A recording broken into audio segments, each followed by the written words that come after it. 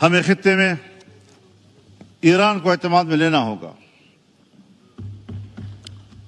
ہم ایران کے ساتھ کھڑے ہیں اور پاکستان کو کھل کر کھڑا ہو جانا چاہیے.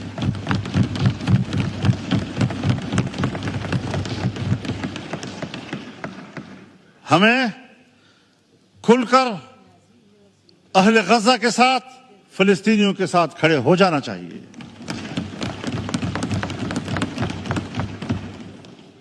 یہود ہنود یہ ایک ہے، وہ ایک دوسرے کے اتحادی ہیں.